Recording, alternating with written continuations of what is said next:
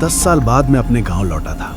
कहानी लिखने के लिए कुछ नया चाहिए था मुझे, पर मुझे क्या पता था कि मैं जो कहानी ढूंढने आया था वो मेरी अपनी जिंदगी की सबसे डरावनी रात बन जाएगी।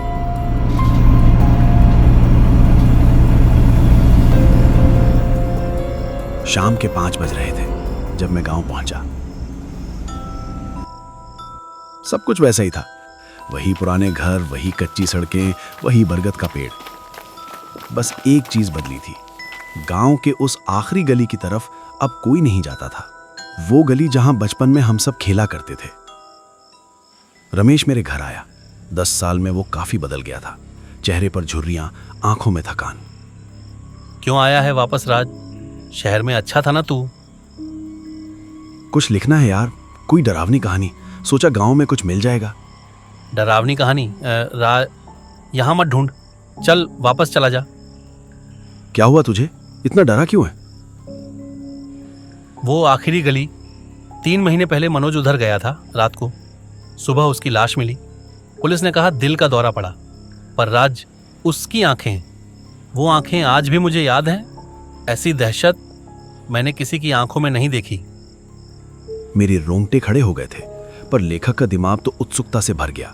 मुझे जाना था उस गली में, देखना था कि सच क्या है। रात के 9 बजे मैं घर से निकला, टॉर्च लिया और चल पड़ा उस आखिरी गली की ओर। गांव की गलियां सुनसान थीं, दूर से कुत्तों के भौंकने की आवाज आ रही थी। जैसे जैसे मैं उस गली के करीब पहुंच रहा था, हवा ठंडी होती जा रही थी। सर्दी का महीना भी नहीं था, फिर भी मेरे हाथ पैर सुन्न पड़ रहे थे।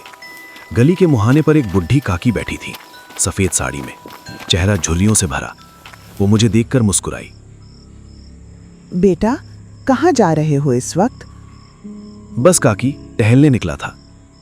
झूठ मत बोलो बेटा, तुम उस गली में जाना चाहते हो ना, वो जो सबसे आखिर में है? आप कैसे जानती हैं मेरा नाम? मैं यहाँ बहुत सालों से बैठी हूँ बेटा, सबको देखती हूँ। जो भी उधर जाता है वापस नहीं आता। मेरी धड़कनें तेज हो गई थी। क्या मतलब पूरा नहीं आता? उस गली में एक दरवाजा है, काला दरवाजा। उस पर कोई नंबर नहीं, कोई नाम नहीं, लेकिन रात के ठीक 12 बजे वो दरवाजा खुलता है और जो भी उसके सामने खड़ा होता है उसे बुलावा आता है। उस बुलावे को इनकार नहीं किया जा सकता। काकी, ये तो कहानियां हैं। तुम लेखक हो ना बेटा, कहानियां ढूंढने आए हो तो जाओ देख लो सच क्या है। पर याद रखना, अगर दरवाजा खुला मिले तो अंदर मत जाना, चाहे कुछ भी हो जाए, अंदर मत जाना। मैं आगे बढ़ गया। मेरे कदम धीरे धीरे उस गली में घुस रहे थे। गली संकरी थी, दोनों तरफ पुराने टूटे फूटे मकान। किसी में रोशनी नहीं, सिर्फ मेरी टॉर्च की रोशनी अंधेरे को चीर रही थी। तभी मैंने देखा, गली के आखिर में एक दरवाजा, बिल्कुल काला, जैसे रात का कोई टुकड़ा काटकर वहां लगा दिया गया हो। कोई नंबर नहीं, कोई घंटी नहीं। मैंने घड़ी देखी, रात के 11 बज चुके थे। पता नहीं क्यों मैं वहीं रुक गया। बुढ़ी काकी की बात याद आ रही थी, पर मैं भागा नहीं, मैं रुका, इंतजार करने लगा। 11:55। हवा बिल्कुल थम गई थी, कुत्तों की आवाज बंद हो गई थी, एक अजीब सी खामोशी छा गई थी।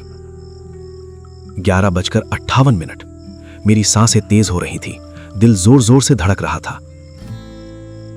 11:59। और फिर ठीक 12 बजे वो दरवाजा धीरे धीरे खुलने लगा। अंदर से एक मध्यम सी रोशनी आ रही थी, नीले रंग की, जैसे किसी कब्र से निकलती हो। और फिर एक आवाज आई, धीमी, मधुर, मेरा ही नाम लेती हुई। राज, राज, अंदर आ जाओ।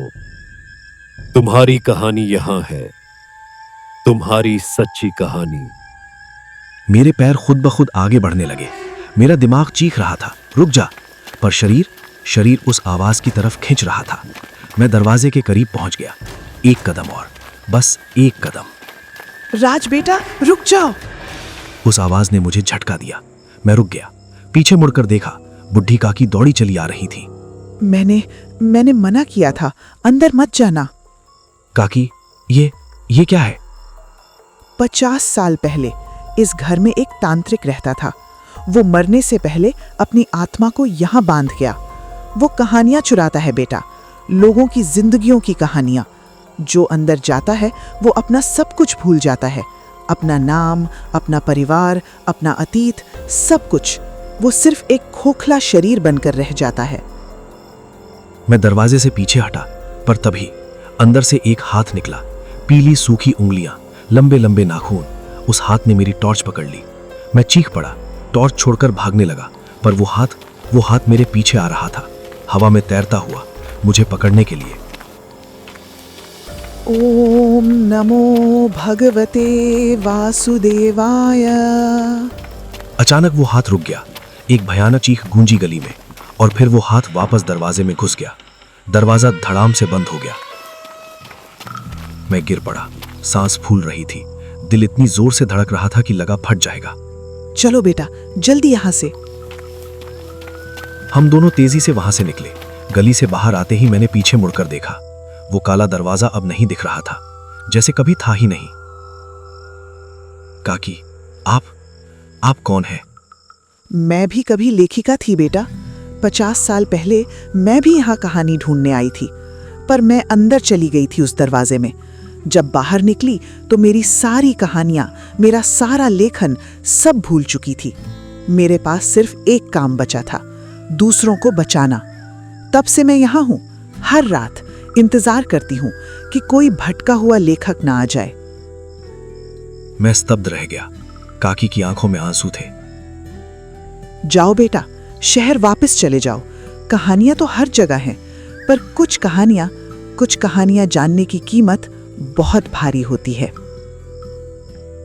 उस रात मैं सो नहीं पाया। सुबह होते ही मैं गांव छोड़ने की तैयारी करने लगा। क्या हुआ राज? तू तो ठहरने वाला था कुछ दिन। नहीं यार, मुझे वापस जाना होगा। तू उस गली में गया था ना कल रात? मैं चुप रहा। राज, मैंने तुझे मना किया था, तू बच गया, पर अगली बार बचना मुश्किल हो जाएगा। वो जगह याद रखती है, जो एक बार वहां जाता है उसे भुलाती नहीं। दोपहर तक मैं गांव छोड़ चुका था। शहर लौटते हुए मैं सोच रहा था, क्या वो सच था या सिर्फ मेरे दिमाग का खेल। पर रात को जब मैं सोने की कोशिश कर रहा था तो मुझे वो आवाज फिर सुनाई दी, धीमी, बहुत धीमी। राजा, तुम भाग तो गए, पर तुम्हारी कहानी अभी अधूरी है। मैं इंतजार करूंगा, तुम लौटोगे। मैं घबराकर उठ बैठा। कमरे में कोई नहीं था, पर खिड़की के शीशे पर धुंधली रोशनी में मुझे वो दिखाई दिया, उन पीली उंगलियों का निशान। तब मुझे समझ आया, रमेश सही कह रहा था। वो जगह मुझे भूली नहीं थी, और शायद मैं कभी उसे भूल भी नहीं पाऊंगा, क्योंकि हर एक रात मैं वो आवाज सुनता हूं, वो बुलावा जो कभी खत्म नहीं होता। गांव की वो आखिरी गली अब मेरे सपनों में है, मेरे डर में है, मेरी हर कहानी में छुपी है। और सबसे डरावनी बात, मैं जानता हूं कि एक दिन मुझे वापस जाना होगा, क्योंकि वो कहानी अधूरी है और हर लेखक को अपनी कहानी पूरी करनी होती है, चाहे उसकी कीमत कुछ भी क्यों ना हो।